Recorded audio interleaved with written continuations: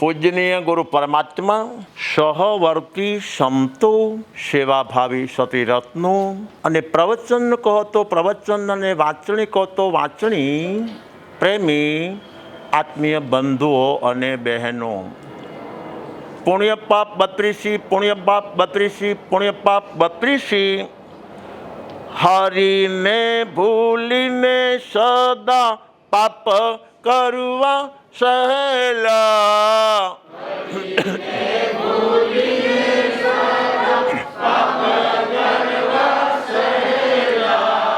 પુણ્ય બંધ અનુબંધ જ્ઞાન વિના દોયલા,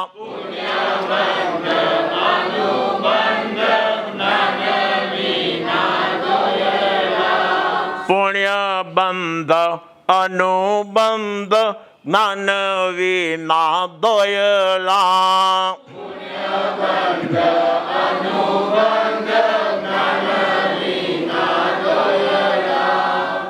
પહેલા નંબરમાં મિથ્યાત્વી જીવાત્મા 18 પાપના સર્જન કરે છે.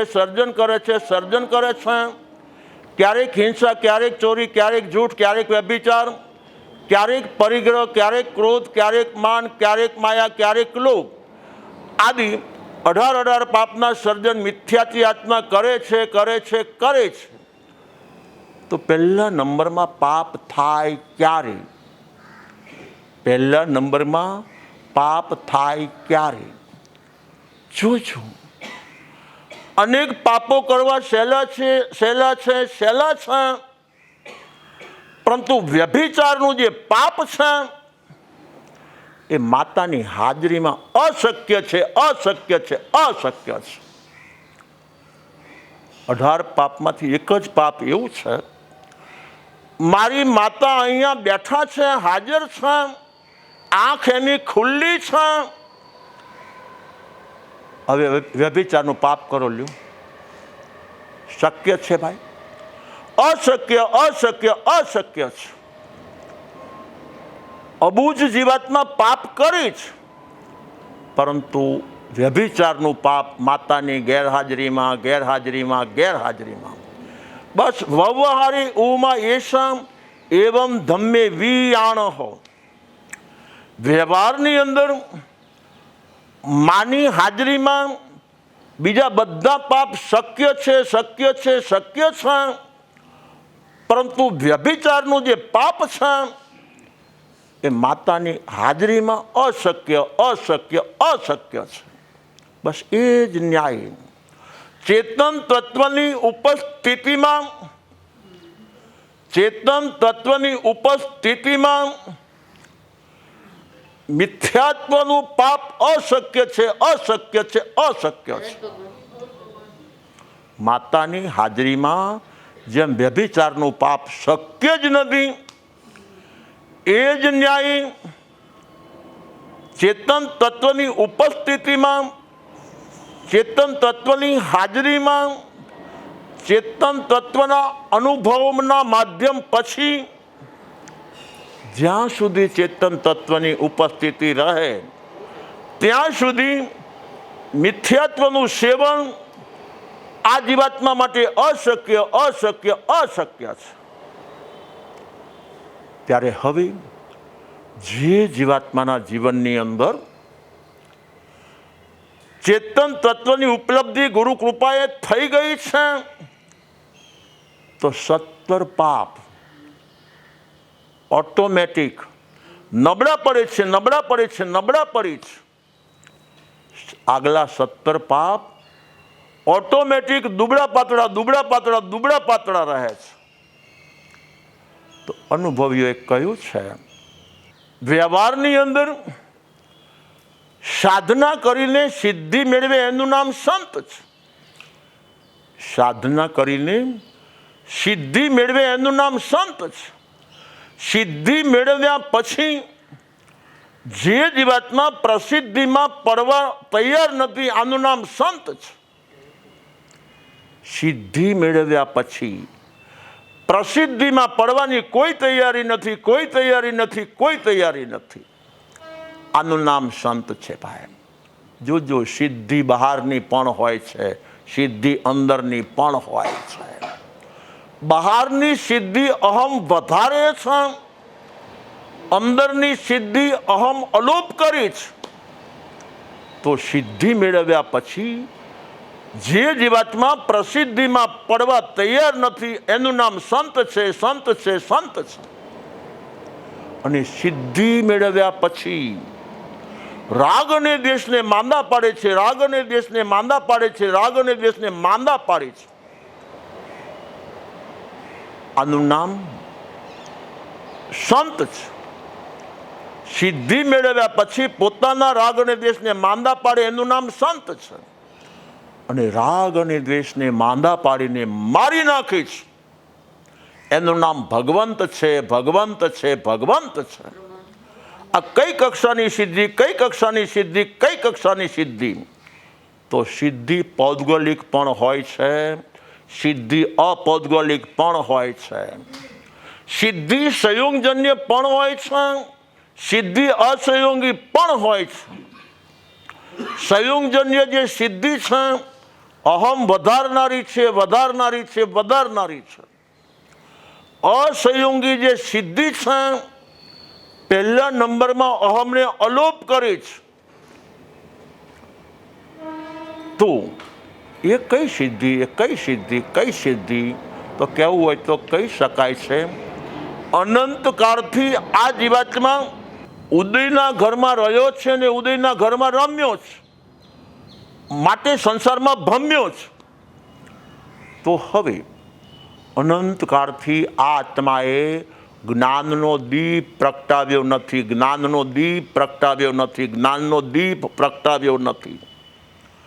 તો જ્ઞાનનો દીપ પ્રગટતો હોય તો પહેલા નંબરમાં ચેતન તત્વ છે એ જ કોળિયાના સ્થાને છે. ચેતન તત્વ છે એ જ કોળિયાના સ્થાને છે. અને આ ચેતન તત્વની અંદર અનંત ગુણો રહેલા છે. એ ઘીના સ્થાને લખવું હોય તો લખવું, ઘીના સ્થાને બોલવું હોય તો બોલો. અનંત ગુણો છે ભાઈ.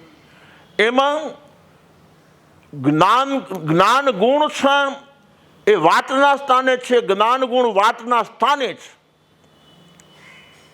ચેતન તત્વ અખંડ તત્વ એની અંદર ગુણ અનંતા એ ઘીના સ્થાને, પરંતુ વાતના સ્થાને હોય તો જ્ઞાન ગુણ છે એ વાતના સ્થાને છે, વાતના સ્થાને છે, વાતના સ્થાને છે. હવે જ્યારે જે બંધુ કે જે બહેનો ગોખલામાં દીવો કરતા હોય, પછી અંબામાનો હોય તોય ભલે, બહુચરામાનો હોય તોય ભલે, મેલડીમાનો હોય તોય ભલે, દશામાનો હોય તોય ભલે, ચાહે ચામુંડા માતાનો હોય તોય ભલે, એ દીવો કરતા બધાને આવડે છે. અને એ દીવો કરનારા કરે છે, કરનારા કરે છે. જોજો માતાજીના ગોખલામાં જેને દીવો કરવો છે એ એમને ઊભો રહેશે તો દીવો નહીં થાય. કોળિયું જોશે, ઘી તેલ જોશે, વાટ જોશે, વ્યક્તિ જોશે અને પાછો સામે માચીસ જોશે. આ બધાનો યથાર્થ પ્રયોગ કરે છે તો માતાજીના ગોખમાં દીવો પ્રગટ થાય છે, માતાજીના ગોખમાં દીવો પ્રગટ થાય છે. તો અહીંયા પણ ચેતન તત્વ કોળિયાના સ્થાને તૈયાર છે. અનંત ગુણો છે એ તેલ ઘીના સ્થાને તૈયાર છે. જ્ઞાન નામનો ગુણ છે એ વાતના સ્થાને તૈયાર છે. પરંતુ હવે સામે કરનાર કોણ જોઈએ, કરનાર કોણ જોઈએ, કરનાર કોણ જોઈએ? તો ઓલો ગોખલામાં દીવો કરવો હોય ને તો બાળકે કરી શકે ને બુઢ્ઢોય કરી શકે, નાનોય કરી શકે ને મોટોય કરી શકે, ભણેલોય કરી શકે, અભણેય કરી શકે, અરે ઘરનાય કરી શકે ને બહારના આવીને પણ કરી શકે છે. ત્યારે અહીંયા જ્ઞાન નામનો દીપ પ્રગટાવવો છે. તો આ દીપ કોણ પ્રગટાવે, કોણ પ્રગટાવે, કોણ પ્રગટાવે? તો પહેલા નંબરની અંદર જોજો કોળિયામાં બધું તૈયાર હોય છતાં આપમેળે દીવો પ્રગટતો નથી. આપમેળે દીવો પ્રગટતો નથી. બાળક યા બુઢાની સામે હાજરી જોઈએ છે, માચીસ આદિ જોઈએ છે અને ક્રિયા પણ જોઈએ છે. માચીસ હાથમાં છે ને માચીસની ક્રિયા કરવી નથી તોય નહીં પ્રગટે. તો અહીંયા સદગુરુદેવ સિવાય કોઈ ન ચાલે. ઓલામાં બધા જ ચાલે, નાનાય ચાલે ને મોટાય ચાલે. માતાજીના ગોખમાં દીવો કરવો છે તો નાનાય ચાલશે ને મોટાય ચાલશે, ભાઈએ ચાલશે, બહેને ચાલશે, આડોશી ચાલશે, પાડોશી ચાલશે, ભણેલાય ચાલશે ને અભણે ચાલશે, ધનવાને ચાલશે ને નિર્ધને ચાલશે. પરંતુ અહીંયા તો જ્ઞાનનો દીપ જો પ્રગટાવવો છે તો સદગુરુદેવની ઉપસ્થિતિ જરૂરી છે, જરૂરી છે, જરૂરી છે. આ હું બોલું છું એમ નહીં. 95 પદ 20મા પદમાં ઉલ્લેખ મળે છે કે અનંત જીવાત્માઓ જે અનંત કાળથી અજ્ઞાની આત્મા છે, મિથ્યાત્વી જીવાત્મા છે, એ ઢબતા ઢબતા જો માનવના ભવમાં આવી જાય છે અને જ્યાં સુધી હવે મુનિનો યોગ ન મળે તો એનો માનવનો ભવ નકામો છે. રિદ્ધિ મળે, સિદ્ધિ મળે, સમૃદ્ધિ મળે, સાધનો મળે, સગવડતા મળે, સત્તા મળે, સંતતિ મળે, સંપત્તિ મળે, બધું મળે, પરંતુ સદગુરુદેવ ન મળે તો આગલી રિદ્ધિ સિદ્ધિ સમૃદ્ધિ સાધનોની કોઈ વેલ્યુ નથી. એનામાં કોઈ તાકાત નથી કે આનો જ્ઞાન દીપક પ્રગટાવી દે. તો હવે સદગુરુદેવનો યોગ થઈ ગયો છે માટે પ્રગટી જાય ન માનવું. આગમકારો ના પાડે છે. ખુદ પરમાત્મા મહાવીર સ્વામી 4 જ્ઞાનના ધણી છે, 4 જ્ઞાનના સ્વામી છે, છદ્મસ્ત અવસ્થામાં છે.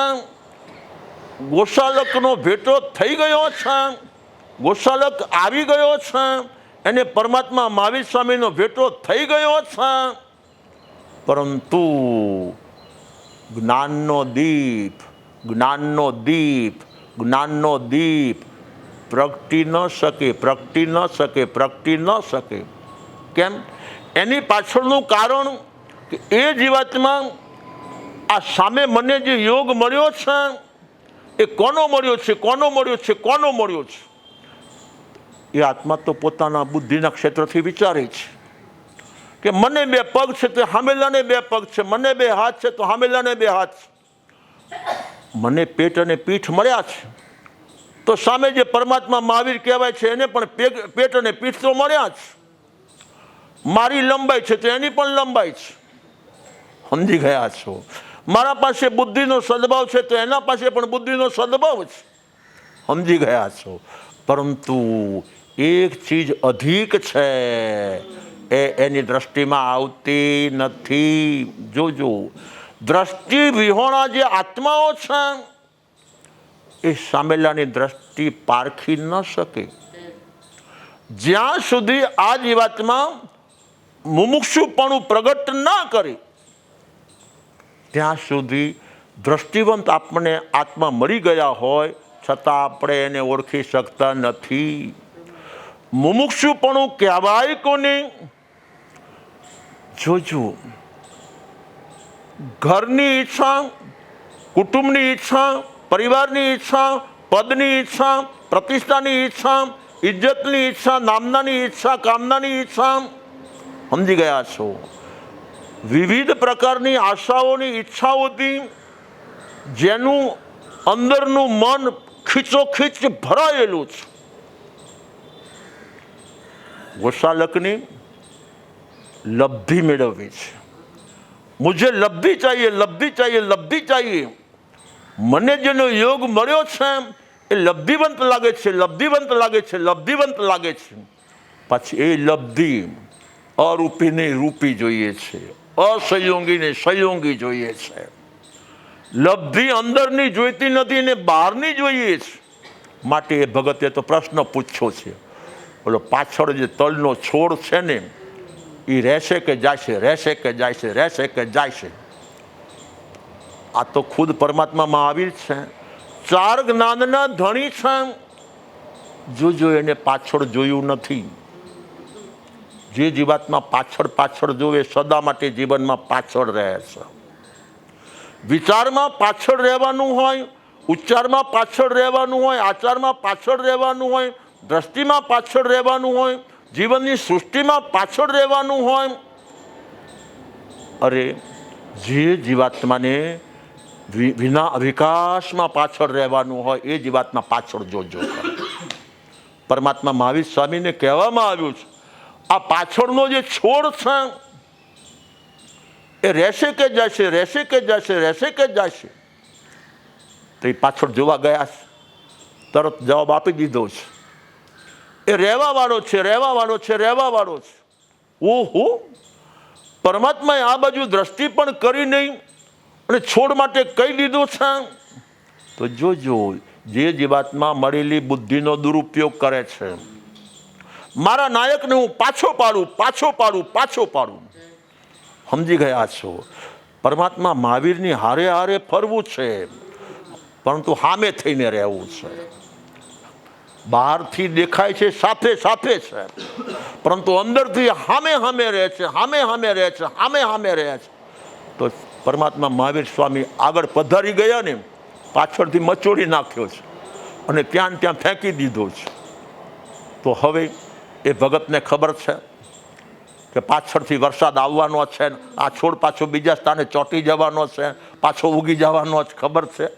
ત્યારે મારે વાત એ કરવી છે, જ્યાં એને ખબર પડી છે, 6 મહિને 4 મહિને એને ખ્યાલ પડ્યો છે કે તલ ઉગી ગયા છે, ઉગી ગયા છે, ઉગી ગયા છે, હતા ત્યાં એમને એમ છે, એમને એમ છે, એમને એમ છે. નક્કી આ લબ્ધિધારી આત્મા લાગે છે. હવે પાછળ પાછળ ફરે છે. સમજી ગયા છો?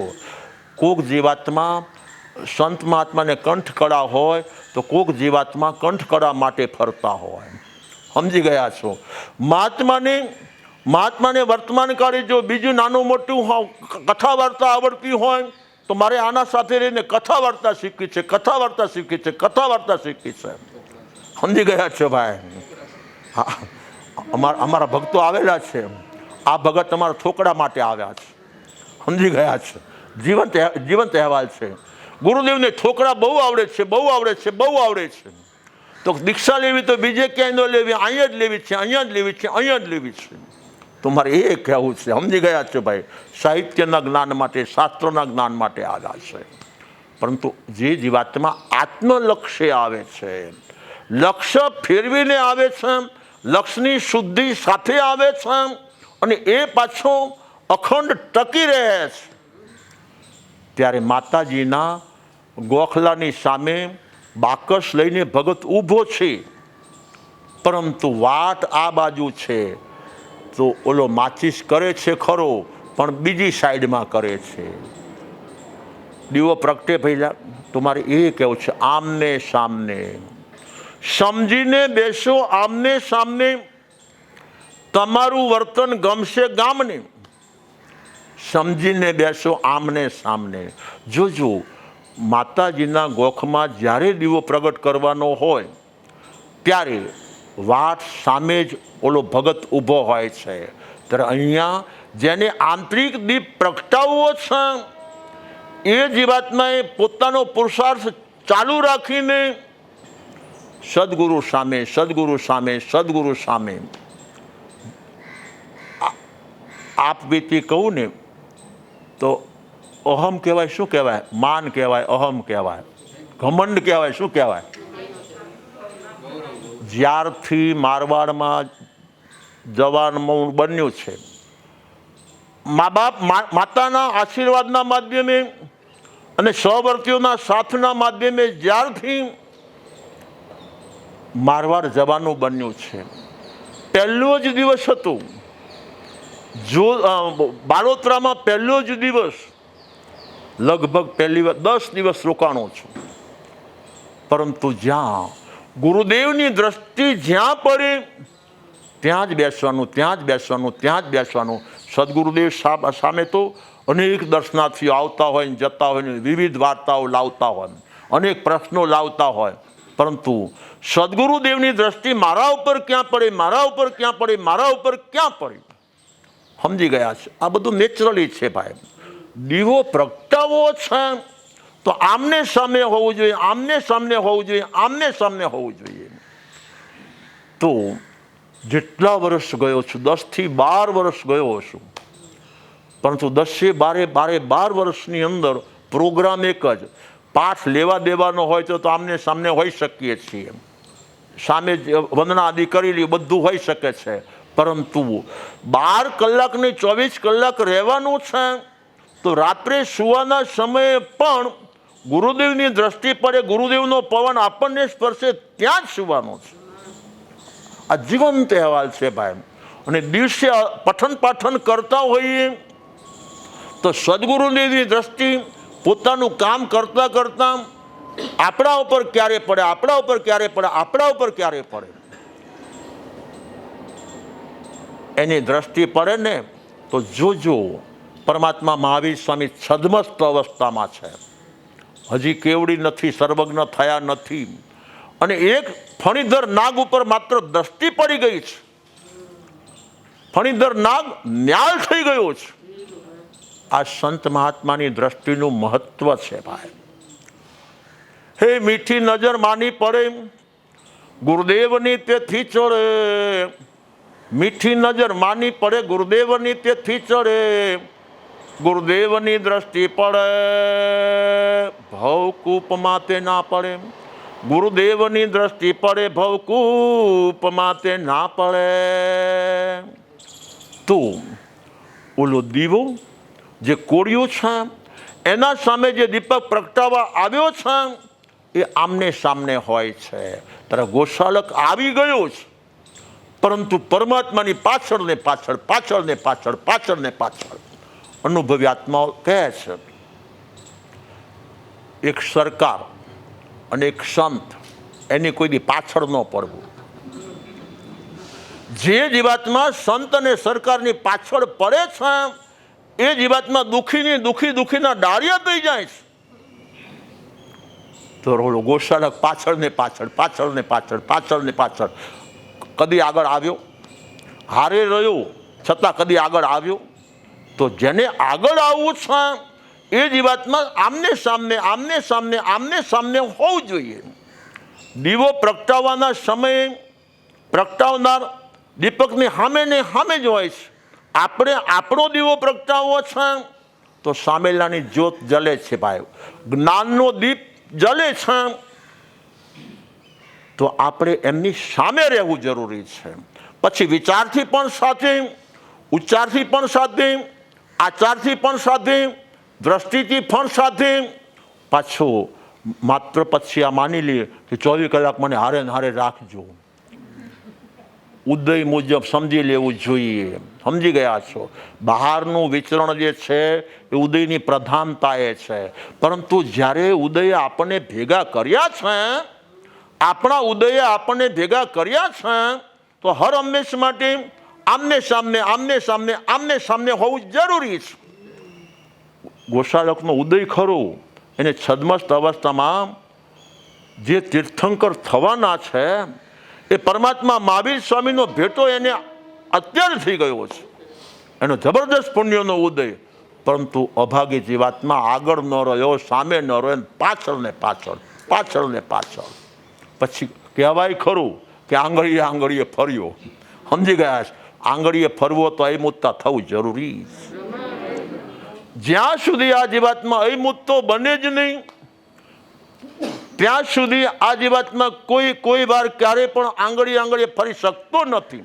તો 18 પાપ અલોપ કરવા છે.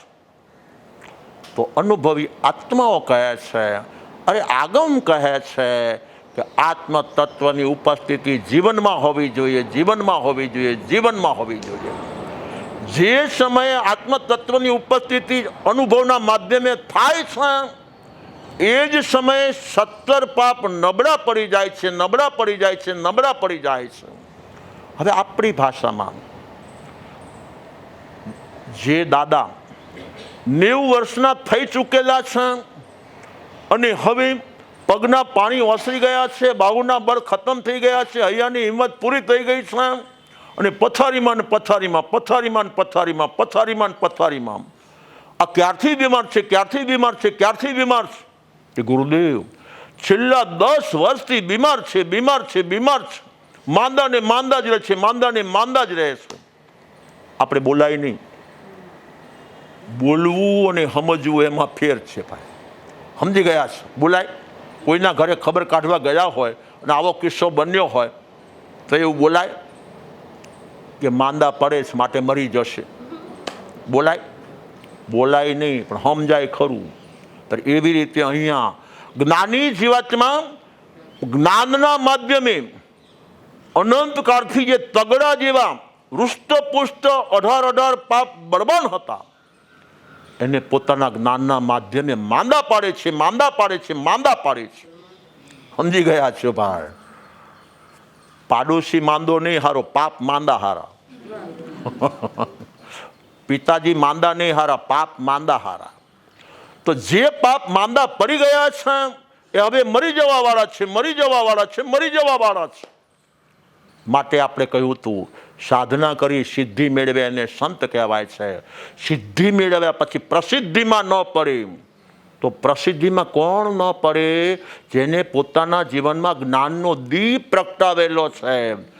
તો જોજો આત્મા કોરિયાના સ્થાને છે, એ પણ સ્વયંભૂ છે અને એલોન છે. આત્માના અનંત ગુણો ઘી તેલના સ્થાને છે તો એ પણ સ્વયંભૂ છે અને અકેક ગુણ એલોન છે, એલોન છે, એલોન છે. અરૂપી છે, અરૂપી છે, અરૂપી છે. આત્મા અરૂપી, આત્માના અનંત ગુણો અરૂપી. હવે સંત મહાત્માનો જે યોગ મળી ગયો છે એ જોજો દેહધારી અવસ્થામાં છે તો માત્ર ઉપરનો દેહ આપણને દેખાય છે. મૃગાપુત્રને દેહના દર્શન થયા ન માનું. વો સંતો મોહણી જો થઈ ગયું છે. મૃગાપુત્ર ઝરૂખામાં ઊભા છે અને સંત મહાત્મા નીચે રોડ ઉપર પોતાની ઈર્યા સમિતિ પૂર્વક પ્રયાણ કરી રહ્યા છે, પધારી રહ્યા છે. ઉપરથી મૃગાપુત્રજી જોવે છે. મૃગાપુત્રજી આપણે શું જોયું, આપણે શું જોયું, આપણે શું જોયું? આપે પોતે શું જોયું? તે જવાબ શું આપે?